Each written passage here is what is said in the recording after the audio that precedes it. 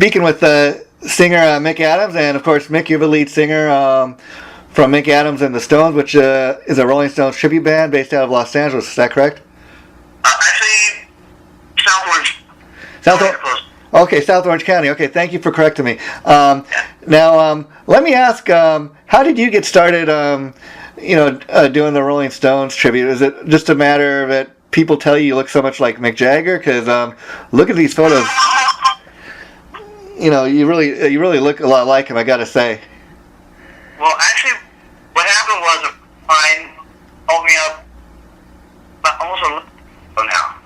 Really? And asked if I'd be interested in trying out for this band they were putting together. It was going to be a Rolling Stones tribute band. And he said I could do it. And so I came down and auditioned, did all that stuff. But I never thought I looked that much like Mick until I changed my hair color and cut it. And because I'm actually like a real light brown, almost to like a dark blonde. Okay. So I have to dye my hair for the role. But it's really weird. Once I cut it and I colored it, I kind of looked at myself in the mirror and went, "Oh man, this might be able to work." So, and 11 years later, and I'm in one of the most prestigious Rolling Stones tribute bands in the country. So. Yeah. Again, I looked these photos up on your Facebook page, and they're really impressive. Now, before your friend asked you to come down and audition for this band they were putting together, I was curious, were you much of a Stones fan, or did you kind of become more of a Rolling Stones fan after you started doing this? I've always been a fan of all the British Invasion music, the Beatles, Stones, Kinks, Hollies, Zombies, all those bands from the day, the Animals. But I always had a particular likeness for both the Beatles and the Stones. And since I obviously don't look like anybody in the Beatles, but I was lucky enough to look like someone in the Stones, I just kind of fell into that. But I've always loved the Stones music. And so let me ask you, once you got the band going, how long did it take you to get to a point where you really felt comfortable in your ability to get up on stage and to deliver a full show? I'm going to say maybe a few months of just, in the very beginning getting into it. I've never had a problem getting up on stage since I was probably 12 or 13 years old. But it was just, it was a whole new learning curve, learning experience. And I still watch videos and learn different dance moves and stuff all the time from him because he's constantly evolving.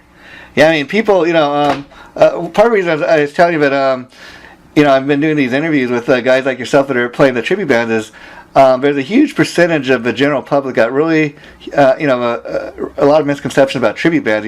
They feel guys like yourself or maybe failed musicians who could never make it, doing their own original thing. But in my experience, I've seen that that's just not the case. First of all, forget for a minute that you're performing somebody else's music.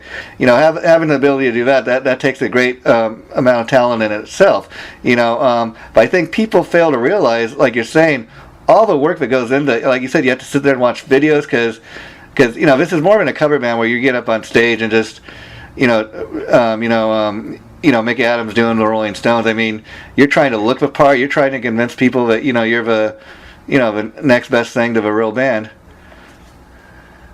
Yeah, that's. I tell people all the time. What a lot of people don't understand, and even new musicians coming into things or whatever in the tribute world, it's as much an acting job as it is a musician. Your musicianship has to be there. You have to be talented enough to play and sing, dance, whatever you do. But when you get into a tribute situation, and if you want it to be right and over the top and the best it can possibly be, you better be able to act the part. You better be able to dance and move and have the attitude and the swagger, whatever it is, that you need to play your role. And that's how I look at it. And what I kind of find interesting talking to you is you tell me that this is a band that you actually came and auditioned for, and yet the band is called Mick Adams and the Stones. Now I was kind of curious about the name of the band. It's kind of obviously that you're the front man, but I was kind of curious because most of the time these tribute bands, they usually name themselves after a song the band did or an album or something like that. So talk a little bit about how you decided to name it, Mick Adams and the Stones. Well, what happened was, I was there. This is my 1, 2, 3. This is my fourth incarnation. Oh, okay. The third incarnation, actually, in a Rolling Stones tribute band. And up to now, it's been, where I've been in bands where other people were in charge and stuff like that. I just got to the point where I didn't want to deal with that anymore. Okay. Oh, if I'm going to be a band that's going to be successful and do the things I know it can do and I want it to do, then I need to be the one calling the shots. And so when we and my band has a production deal that we're working on right now. And once that happened, I just decided, to change the name, keep the logo I created, but change the name to Mick Adams and the Stones because it made it easier to do a lot of things, like get my website up, the URL, to trademark the logo, etc. Because it's my name. Nobody has my name. Of course. Yeah, see, that's very smart on your part. And again, I think that kind of sets you guys apart from all the other Rolling Stones tributes out there. Now, that in itself I got to ask you about because I'm sure there's a ton of Rolling Stone tributes all around the world, but oddly enough, like I can only think of you and maybe one other Stones, like the L.A., Hollywood, Orange County area. Why do you think there aren't more Stone tributes out here? Well, actually, there's a few. I can think of 1, 2, 3. I can think of at least 4. Okay. Or more. But the bottom line is, the good thing that happened for me was being able to set myself a little bit apart. Was being recognized by Mark Cuban, Ryan Seacrest, and Katie Darrell as the band that most represented the Rolling Stones for Access TV. And that's been a really wonderful tool in a lot of different ways. Because I was on there twice, once with the band and once as a featured artist, and I sat in with my buddy David Brighton, who does David Bowie, and I did Dancing in the Streets with him like they did together back in the day for the Live Age benefit. Oh, totally cool. But once I did that, and this production deal popped up and everything, it's just like a phenomenal ride. This is like more fun than a man my age is meant to have. Wow, that's totally. Now I do want to ask you about the Access TV show because that's become quite a big thing, as far as a lot of tribute bands in this area. I mean, a lot of tribute bands such as yourself, the goal is to get on that show, and like you said, you've been a featured artist on the. You've had your actual band up there, and so talk a little bit about first of all how you hooked up with them and got the first opportunity to appear on the show. Yeah, well, basically how I got on the show was. Katie Darrell and Mark Cuban went through, I'm sure, dozens and dozens of Stones bands from all over the country. Yeah. And Katie is just such a sweetheart. She's one of the most wonderful people to work with. And she's the host and one of the producers of the world's greatest tribute bands. Okay. And so the two of them went through a process where they just looked at the bands, looked at the bios, looked at footage, video stuff, whatever it was, and for the two of them to pick myself and the band was really wonderful for me. I mean, that's like real validation.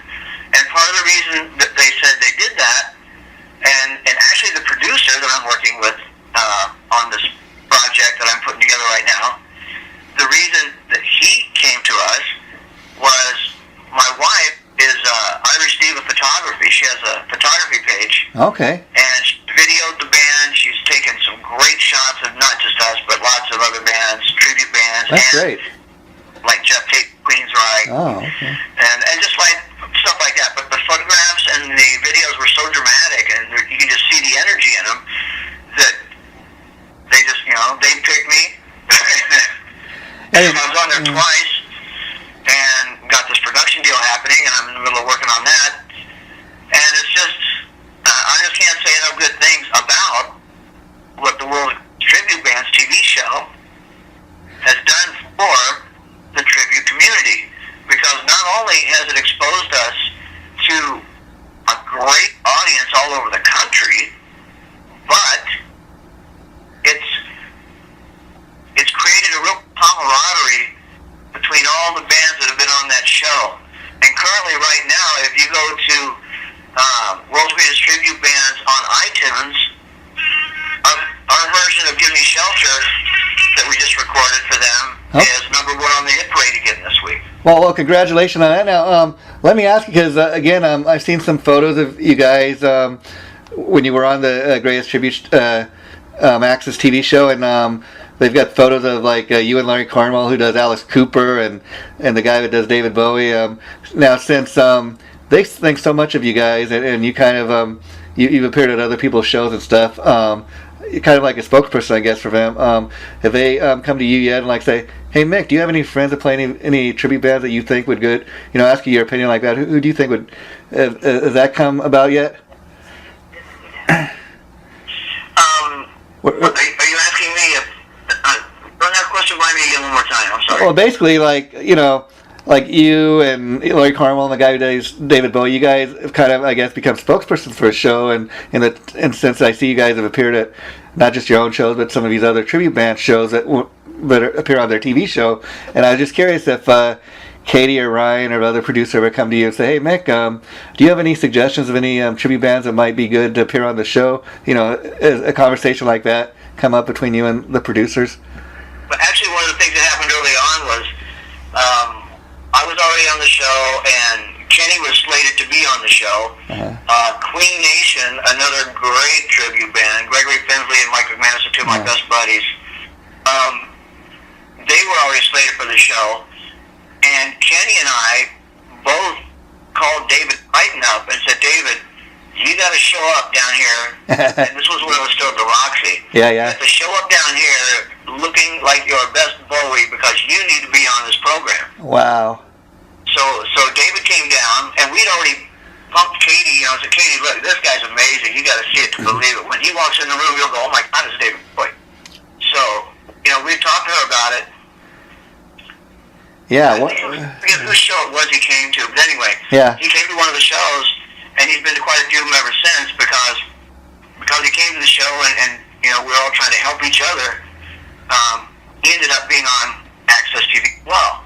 And when he was on, it was really cute. He opened their second season, I think it was, and Katie called Gregory, who does Freddie Mercury, and myself, and said, I'm going to give David a little more time if you guys will do me a favor. And of course we said, whatever you need. And she said, Mick, I want you to sit in with them and do Dancing in the Streets.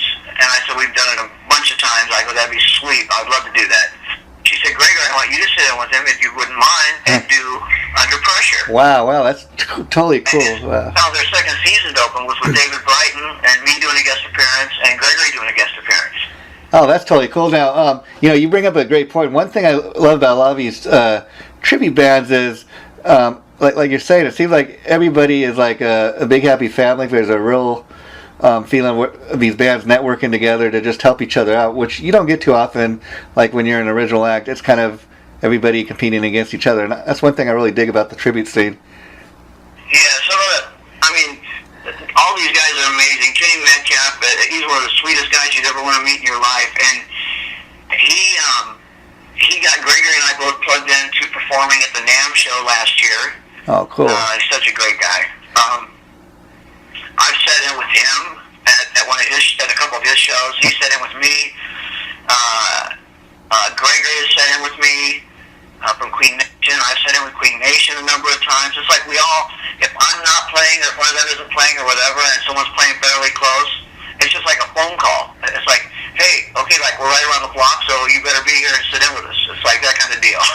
Wow. And we've all just become really great friends. Yeah, and that's great. And I think the great thing about doing something like Mick Jagger and the Stones is it allows you to be able to play with a lot of these different type of acts. Like for Rolling Stones, for example, they could do a tour with like a No Doubt or an Alice Cooper or even a U2. So I think it lends itself opportunity to play with a lot of different type of performers. Yeah, I can't even tell you how much fun this has been. Like you mentioned, Larry, from Alice Cooper Land. He's another really good buddy of mine. I sat in with him at Apollo Casino. It came out of a coffin. It was really crazy. And just this past weekend, I sat in with Hollywood U2 down here at the Coach House. Wow. Joe's a real good buddy of mine, and we did black together. And it's just the whole ride is just so fun. It's hard to explain, but it's like really phenomenally fun. And so let me ask you, you're saying that you're working on a production deal currently. Can you talk at all about that, or is that too early to talk about it? I can't really divulge a lot. Okay. It's going to be a very unique concept, one. Two, the producer involved has been waiting to do something like this for going on 5 years probably. He's been waiting to do a Stones production. Okay. Cool. It's the kind of venues that will, for the most part, playing will be like performing arts centers all around the country. Oh, cool. And larger rooms, like rooms at LVH in Las Vegas or the Cannery or back in the Midwest. Little River Casino has a beautiful 2,200 seat theater at their casino. There's a lot of really nice casinos and a lot of really beautiful performing arts centers, and we're going to be booked into most of those. Oh, cool. Well, I look forward to hearing more about that when it comes, when you're able to talk more about it. But in the meantime, I guess, also doing the Rolling Stones is great because, I mean, who doesn't love the Stones? I mean, that's one thing. I'm sure, you kind of got a built-in audience as far as people come to your show. They already know what they're going to hear. Yeah, and the one thing that's really nice about doing the Stones is you can do a 2-hour show and have 200 songs left over that people would still love to hear. Yeah. And so talk. It's crazy. For a ballad, for example, if we do Wild Horses, you're always going to hear somebody say, "Well, I want to hear Angie." Yeah. If we do Angie, they're going to say, "Oh, I'd like to hear Ruby Tuesday." It's like it's like never ending. And I imagine, that's one of the harder things is coming up with the set list, because I mean, I imagine a huge portion of the audience wants to hear the classic stuff they did from the 70s, and then you got certain people that want to hear some of the newer stuff that they put out the last few years as well. Yeah, and we try to cover as much as we possibly can of 5 decades of music. We go all the way back into Last Time and Let's Spend the Night Together, and then we've been known to do You Got Me Rockin', and we've been known to do what's the song off of Bigger Bang? Rough Justice off the Bigger Bang album. Oh, okay. And as soon as we get done with some of this production stuff we're working on right now, I really want to learn Doom and Gloom. Oh, okay, wow. That's a great song. Oh my God. Yeah, and the great thing too about doing the Stones, you do some of the newer stuff, and there are people like, "Well, is that a new song? I've never heard of that." And you're kind of introducing people to some of the newer stuff as well as the classics. Oh yeah. In every show, there's probably I'm going to say close to a dozen songs almost that you almost have to do. Yeah. Satisfaction, Honky Tonk Woman, Jumpin' Jack Flash, Can't You Hear Me Knockin', we do, Can't Always Get What You Want, Midnight Rambler, Sympathy for the Devil, Give Me Shelter. I mean, yeah, right there, that shows you, those are kind of stuff you gotta do. It's like, okay, now do we have time for anything else? Well, it's really funny because there's a video that they did, movie Scorsese did. Yeah. It's the name of the movie, and it's all about the Stones and stuff, and it's them live at this theater in New York, and there's a real interesting segment on it where Mick's on a plane, and he's putting the set list together, and he has 3 different lists, and one list are the hits, all the major hits, going all the way back and then all the way forward, right? Yeah. The next list is what he calls the fan favorites. And then the third list is the band favorites. Wow. And that's the last list that gets picked from. He puts the set together, and he sprinkles a couple of those the band favorites in there just to keep the band happy, and they rotate songs from city to city, rotating songs in and out of the set, and But I mean, and so I mean, how horrible is it to have probably close to, in all reality, 300 songs you could pick from that people would know? Yeah. I mean, that's and there's been over 500 songs recorded to date. Yeah, and now let me ask you, a lot of these tribute bands that are paying tribute to some of these bands, these are bands that are, are no longer together. But how hard is it to pay tribute to somebody like Mick Jagger and the Stones when they're still touring pretty regularly these days? Yeah, I got part of the reason we're in this production thing is both the producer and a lot of other people believe that this is probably their last hurrah. Yeah. Unless they come back and maybe do just like a couple nights at Madison Square Garden or a couple nights at the Staples Center or something like that. They're not going to majorly tour again like they used to, where they'd be on the road for almost 2 years, basically off and on. Yeah. No, they're just, they're getting too old for that. Charlie's like 72, Mick and Keith are 70. Actually, Mick will be 71 in July, I guess it is. Yeah. And it's not that they're not healthy enough to do it, but it's just, it gets to a point where they don't really need to. The only reason they go out and tour is not to make the money, although they make a fortune. Yeah. He gets the itch and he can't just sit around. He wants to go out and play music so he convinces them all to go back on the road again. It's like crazy. Now, I was curious, as a Stones fan yourself, obviously you dig the Stones, but have you ever check out any of the solo material the guys put out? And sure. What do you think about the stuff they do outside of a band? Yeah, I have all mixed solo stuff. I've got Keith solo stuff. I got some of Ronnie solo stuff. Charlie, he's a little different. He's one of those jazz guys. Yeah. He's kind of laying it back there. But no, I appreciate all of it, man. And there's value in all of it. Yeah, I mean, a lot of people are surprised to learn. The solo work is really good. I mean, a lot of people are surprised that any of it is never as good as when they're together writing. Yeah, that's very interesting you say. A lot of people are so, they kind of interested to learn, like Joe Satriani. He got his start, playing a Mick Jagger solo band, before he had his successful solo career, doing the instrumental stuff. Yeah. Which is kind of back in the day. Yeah, way back in the 80s. And so, how hard is it for you? Like I said, you really look the part, and you seem like you got the part down. But after these shows, you must have people coming up to you to tell you, hey man, you really look like Mick Jagger. You guys really put on a show. I mean, what's that like for you? Oh, I love it. And you know what? People come up all the time after shows and they want autographs and pictures. And I've been to Vegas one time to help a Marine drinks for the weekend because he found the guy that was the biggest celebrity he thought he could come across. And none of the other guys had found anybody. And he took a picture with me. I walked around the corner, walked up to his buddy, so I guess you owe me a drink then, don't you? Yeah. And he wow. Laughing, and he said, they all looked at him and said, you win. But I've got pulled out of line at the airport before because people are taking pictures with me and security comes over and tells me, hey, you're making a ruckus, come on, follow us. And just take me straight through security. No shoes off, no belt, no nothing. It's just, come on, let's get through here and let these people do their thing. I'm like, holy crap. Okay, sorry, guys. Yeah, and it happens all the time, but especially where I live down here in South Orange County. I live in Mission Viejo, and I play around here so much and have so many friends around here that my wife's joke is that she can't take me anywhere. We'd be sitting having dinner, and people will come over and start talking to us about a show or take a picture or just want to say hi or whatever it is. And you know what?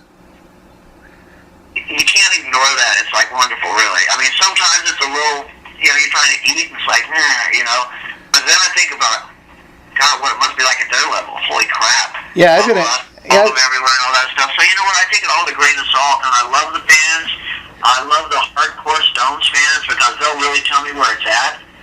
And so far they've been hugely supportive. So it's all fun, man. Yeah, I mean, I was going to ask you what's that like? Is in a sense because again, you've reached a pinnacle as far as people. You look for part of Mick Jagger, and so what it's like for like you say, be out at dinner and have somebody come up and because you look so much like a celebrity, that they're into you. It's kind of, I guess, shows that you've accomplished what you set out to do. Yeah, that's pretty much it in a nutshell.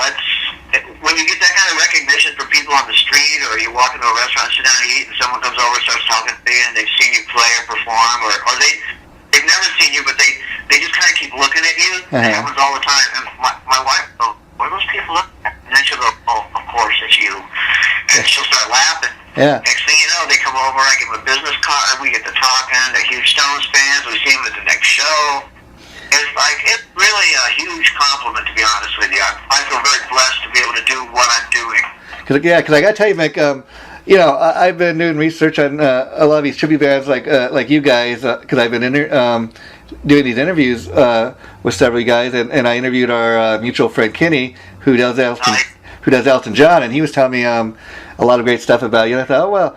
So I went on your Facebook page, and I thought, wow, this guy, he really looks the part. He's got his act down, and I've seen a lot of stuff about you too on all over the internet, and you kind of are the local Mick Jagger, if you will. But again, I congratulate you on that, because you're a guy, so to speak, from Orange County, and yet you're becoming well known as the Mick Jagger around town, and that's quite an accomplishment. I mean, even you got the Access TV show, you're working on this production deal, so doing the tribute thing seems to be working out for you.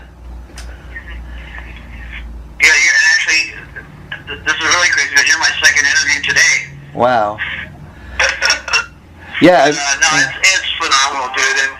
And I guess I was talking to this guy that interviewed me earlier today. We were talking about the internet and the exposure it gets you and all that kind of stuff.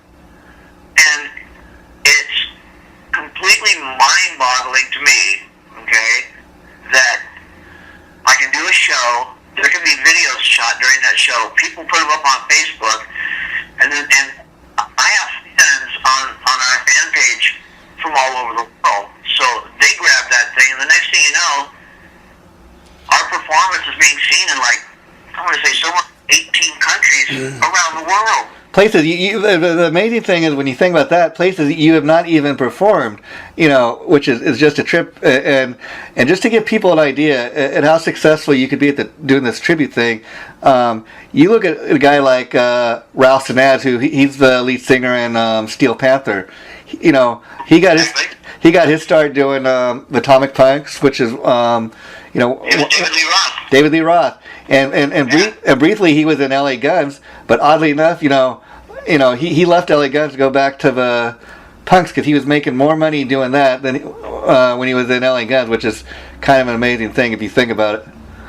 Yeah, well, I was in Bo Donaldson and Haywoods, who had the hit song "Billy Don't Be a Hero" back in '75. Wow. And 74, 75, and I've known Bo for probably 30, 40 years now, whatever it's been. Uh-huh. And it got to the point where we were doing oldie shows every once in a great while, maybe 2 a year. And I started doing the Stones thing and doing the tribute thing, and I actually had to quit doing those shows because I didn't have the time. And does that kind of amaze you, going from doing your own original music to being in this position? I mean, I've talked to several guys, they tell me, I've had more success doing this tribute thing, whereas if I was doing my own original music, it might take me 6 or 7 years to have my first, major hit, or even have a hit, Yeah. I know exactly what you're saying, and there is money to be made in it. There's a lot more business now than there was when I started doing it. Mm-hmm. But the fact of the matter is that I've always had this drive inside of me to do something a little different than the other guy. So instead of having a 5-piece Rolling Stones band, I have an 8-piece Rolling Stones band. Oh, cool. Great female singer, great keyboard player, great sax player who doubles on percussion, and 2 great guitar players. I just, Vince, my drummer, has been with me. Vince and Justine, the female singer, they've been with me now for 6 years. Yeah, And he's kind of like my musical director. He's a great guy. He's got a great friend, got a great ear for music. He's got perfect pitch. He sings. He plays guitar. He plays piano. But he's a drummer by nature. That's what he does. But he's like my music director, and he's just a super guy. And he and Justine we've been doing this for a while now together. It's pretty amazing. Yeah. Well, you give me something to think about, because Also like, most people, we put together Rolling Stones, we're just going to do the classic stuff. But the fact that you go to that much trouble having, female backup singers, keyboard players, that shows you put a lot of thought into it. Because, if you go to a Rolling Stones show today, that's typically what you, That's right. that's typically what you get. And I imagine that's part of, like you said, why you started, put your own band together, Mick Adams and the Stones. Because I imagine if you're still fronting somebody else's band, they'd be telling you stuff like, no man, we don't need any female backup singers and stuff like this. This way you're allowed to do what you want, and when you're allowed to do that, you put on a much better show because you're doing what you want as opposed to doing what you're being told. Oh yeah, I've been in band situations doing this where somebody else in the band who doesn't even do what I do Yeah. would try to tell me what to wear or how I should be moving, and I'm like, excuse me, this is my study. I'm an actor now and a musician, and this is my study. And, sax player, and he's part of the show that he can. oh yeah, in the last incarnation I was in, there was an LLC involved, and one of the guys in the LLC was a sax player, and come on, he's gonna be my boss? I don't think so. Wow. And that got old, so I just had to move on, and I put this new band together, and it's even better than the last band, and we're getting a lot of recognition, and we're doing a lot of great things. And if you listen to that track, if you listen to Give Me Shelter, that's live in the studio, man. That's just as good as it gets. And it turned out, I was very, very pleased with it. The reverb effect on the vocals, everything, it just turned out really, really nice. And interesting enough, you talk about that track, because our mutual friend Kenny, who does Elton John, when I was interviewing him, he's telling me about he did some original tracks like that for Access TV, and he's telling me that they're trying to get a lot of these recordings you guys do into movies and TV shows, because I guess it's a lot easier to place these songs in movies and stuff because they're not the actual Rolling Stone or actual Elton John, because it costs a lot more money to pay the actual original performers. Right. It's easier because if you went to the Rolling Stones to get the licensing right, and I don't know if you know how that works with TV or movies. Not really. There is no limit on what they can ask for that song. So, like, if somebody wants to use "Give Me Shelter," they can ask for $250,000. Wow. To use one song, and probably get it. But they can ask a lot of money. Whereas if it's something that one of us has done, let's say, all you have to do is pay them the royalties on it. Wow. You have to pay them the licensing right. So like when you guys, so like when you guys did "Give Me Shelter," do you guys necessarily? I mean, because again, it's not a song you wrote. You're not making any money off it, but at the same time, you're getting, maybe your track featured in a movie, or you're getting your name of your band out there. Is that how that works, kind of? Yeah, pretty much. Oh, that's great. That's a great opportunity for you guys. So in the long run, we may make some money off it. Who knows? But right now, what it's doing is it's giving us a presence on iTunes. Well, that's in great. our Reverb Nation. And it's something people can download and listen to and go, wow, I'm going to see these guys, and it's a pretty unique opportunity. And let me ask you, do you know if anyone in the Rolling Stones is even aware of your band? Have you ever had any contact from their organization or anything? Well, I've met Bernard Fowler, who's the backup singer, Risa Fisher, the other backup singer for the real Rolling Stones. Okay. And I've met Daryl Jones, their bass player, a number of times and talked with him and stuff. I just saw him at the NAMM show this year. And I told him, I said, I retooled my band. He goes, really? And I go, to the best of my knowledge, I have the only Rolling Stones band in the country that has a Daryl Jones bass player. I have a black bass player. He's got the dreadlocks like Daryl, the whole nine yards. Wow, that is cool. Yeah, he just folded his arms and kind of laughed and went, I like that. So, yeah, and Daryl Jones. And the other thing is, Paula Casino's not all that far from Palm Springs area. Yeah. And a few years back, when the Stones were here, one of Mick's assistants, when he's here in Southern California, actually lives out in Palm Springs, and her and her sister came to the show, and they were sending emails and sending pictures of us and little clips that they were and sending them to Mick right there in front of me. And I'm on stage and I'm watching them, and someone had told me who they were, and then after the show I got to talking with them and stuff. And sure enough, man, it was all for real. They had Mick's phone number. They were sending them clips of us and pictures of us. Wow. So he knows who we are. I'm pretty sure of that. That's pretty cool. Now, a lot of the guys that do what you do, I know they also get into like doing these shows, like as an impersonator, where you go and you'll appear as Mick Jagger, not necessarily doing a live performance show, but just where you might sign autographs or something, or even might appear in commercials. That stuff as well. Yeah. Is that something you would be interested in getting into more as your career progresses? Well, yeah, of course, and when you do stuff like that, I've done a couple roast situations, where you're on stage for 5 minutes and you make ridiculous money, and or going to sub in for another band, Yeah. and they get paid really well for it because they're in a position. I had some friends up in San Francisco. Their singer, they're Mick Jagger, broke his ankle and couldn't go on stage, and they had a corporate gig. Wow. And so they looked through all the other Stones bands around and called me down here and said, "Hey, would you like to come up and do this? We'll, provide air, a room, and pay you well." I said, "Sure, why not?" Mick Jagger's Mick Jagger. And when you do, Be a little more exposure up in that area, but then again, it's kind of like helping them out as well, And I know if I got in that position, I know I could call them, and they would do the same for me. And let me ask you, when you do a gig like that, do you have to rehearse much with the band, or is it kind of thing where they know, okay, this guy has got Mick Jagger down. We know that if he comes and fills in for our singer, we don't even have to rehearse because he's that good. Yeah, we didn't rehearse at all. Oh, see, I'm going in the end of July. I'm going to Reno, and I did this last year as well.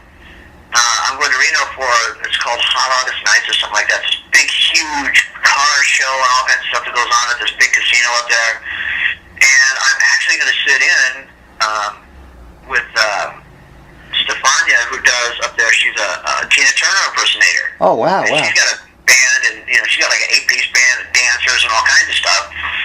And just to put the show over the top, she wants me to come up again this year and do the show with her, which is going to be a blast. I'm on stage for like 2 songs, and it's like a paid vacation almost.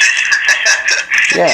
But Mick and Tina did a whole bunch of shows together back in the day, so it's just another one of those things where Mick's done it, the impersonator wants to do it, and she called me up and said, "You're the guy," and I said, "Okay, let's do it." That's cool. Now, let me ask you, as far as Mick Adams and the Stones, how many shows do you guys typically do a year? Or does it... Shows? Yeah, I mean, do you... It's from year to year. It depends on the economy. It depends on who's doing what. Oh, okay. And so, do you book most of your shows, or do you have a manager that helps you with that? We've been booking most of the stuff ourselves, my wife and I. Oh, that's cool. Yeah. What's going to happen though with this new situation, with this production, is hopefully we're looking at doing somewhere between 90 and maybe 120 shows this year. Wow, that's great. Now let me ask you. Typically, you guys, I guess, tour pretty much locally, but like you said, this new deal is going to hopefully take you all over the country. Any chance of you guys going anywhere overseas? I don't know. I really don't know at this point. I wouldn't object. I wouldn't mind.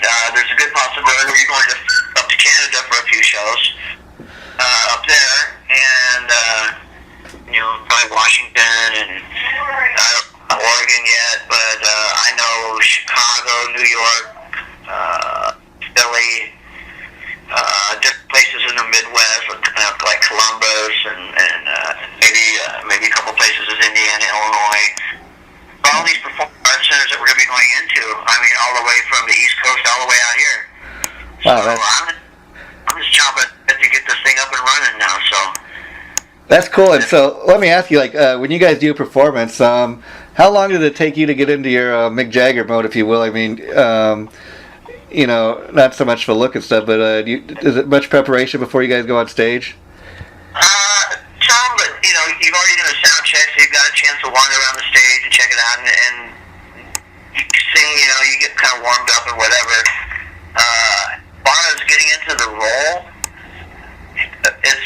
My wife puts it like this. She said, you're usually pretty laid back and mellow and stuff, and she goes, and then a few minutes before you go on stage, I can tell you're getting anxious to go on stage. And it's not that I have butterflies or anything. I just want to get up there and do what I do. Yeah. And then she goes, and then right after that, as soon as it's time you hit that stage, it's like you've been shot out of a cannon. And it's like, that's how Mick is. And that's how I have to be to do what I do. And I try to tell people all the time, they'll say, how do you approach, the first few minutes of your show or whatever. And the best way I can explain it is, yes, I'm in character, yes, I'm a madman at that point, because my thing is, and Mick's talked about this as well, you have to grab that audience basically by the balls within the first 30 seconds of the first song. And then you can take that energy level that you now own and take it right through the roof, and that audience will follow you right through the roof. And I imagine paying tribute to a band like the Stones, I mean, you are the front man, and Mick Jagger, even with the real Rolling Stones, he's the guy most people have their eyes on. But the Rolling Stones too, they're great. It's a great band of musicians. I mean, people are just as much plugged into Keith Richards and Ron Wood, Charlie Watts. And it's all part of the act. It's a production. It's it's makeup. It's costuming. Wigs if necessary. Song selection. It all comes into play. And yes, the Keith and the Ronnie and the Charlie especially, because those are the other three iconic guys.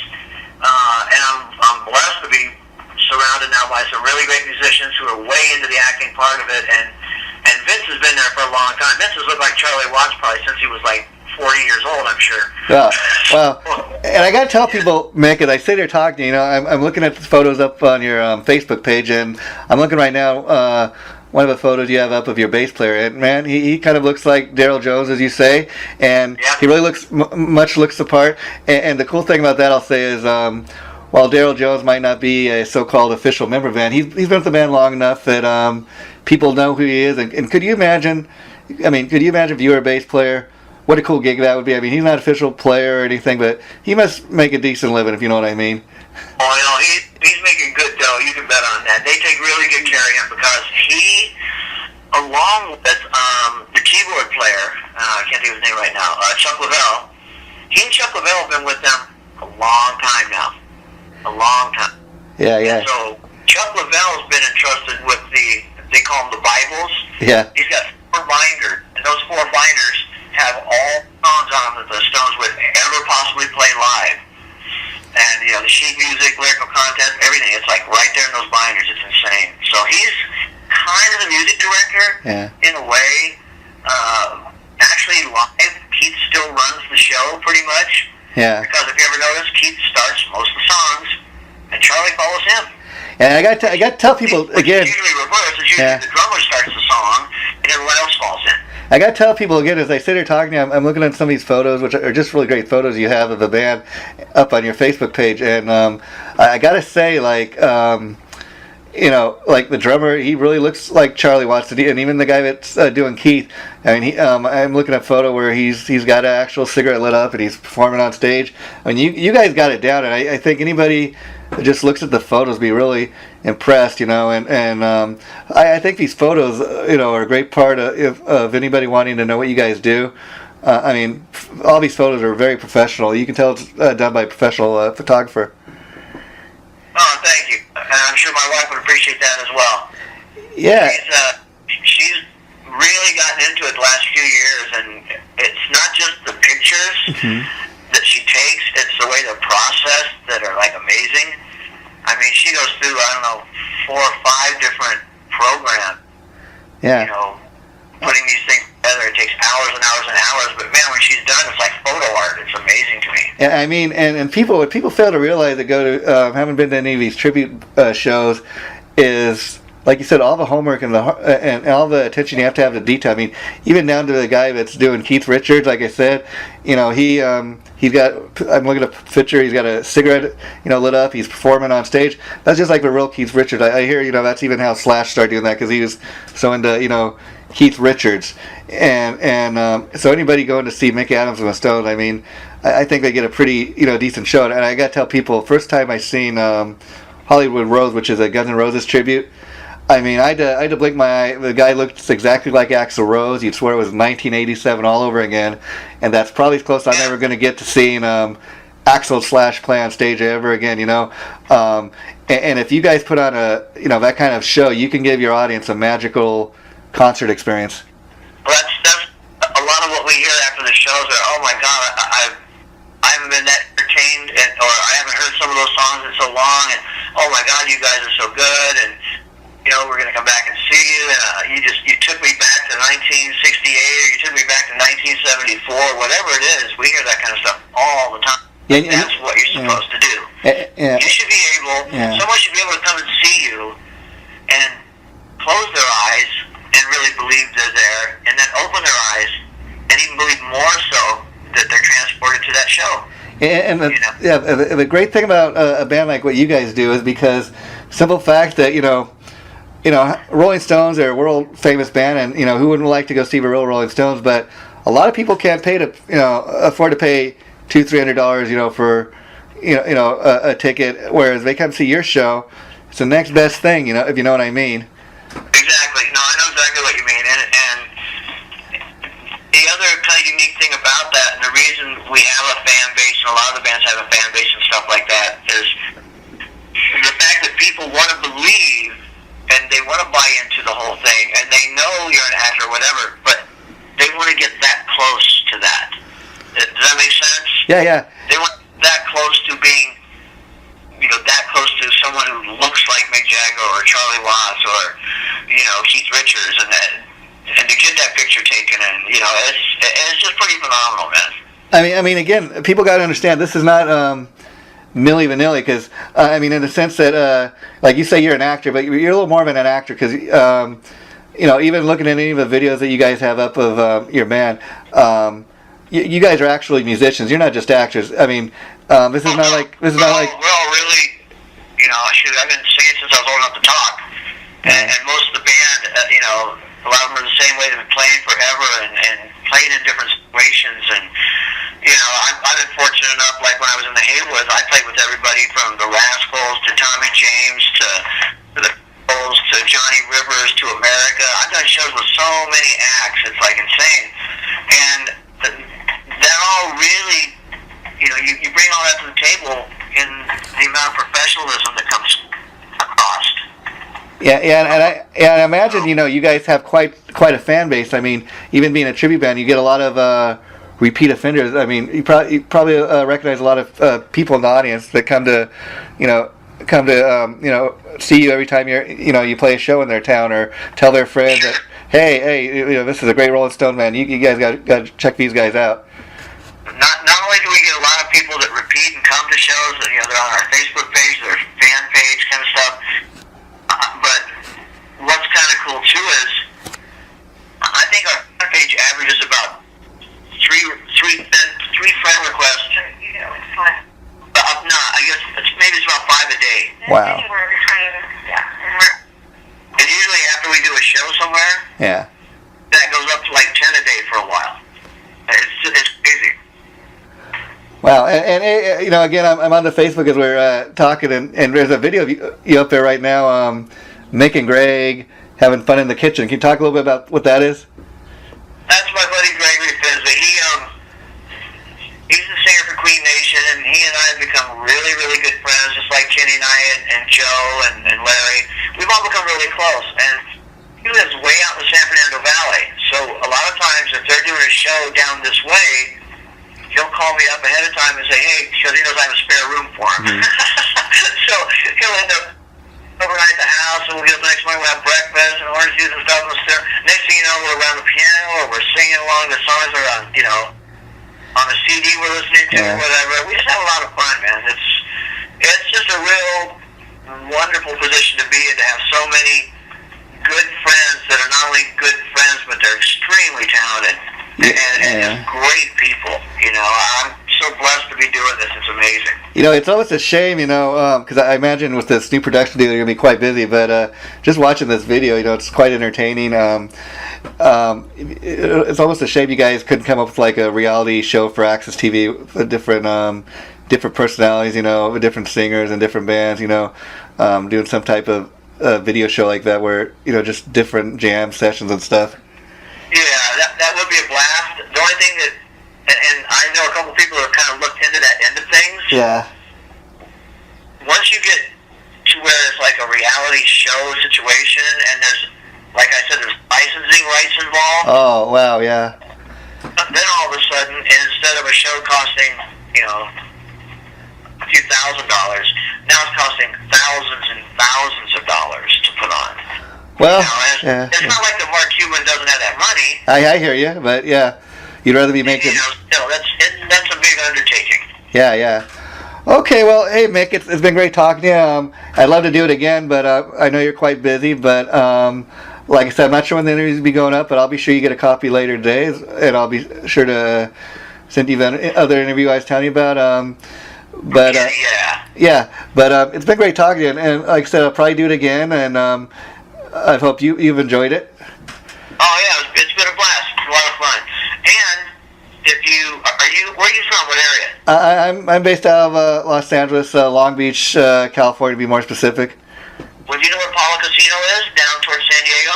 Yeah. I've been there, but I know of area. Yes. Okay. Well, if you get a chance, June 30th or June 14th it is. Okay. We're playing Apollo Casino, and we're gonna have a whole bunch of media stuff that's new for us, and it's just gonna be a real blast. And that place gets packed. It's gonna be a really great show.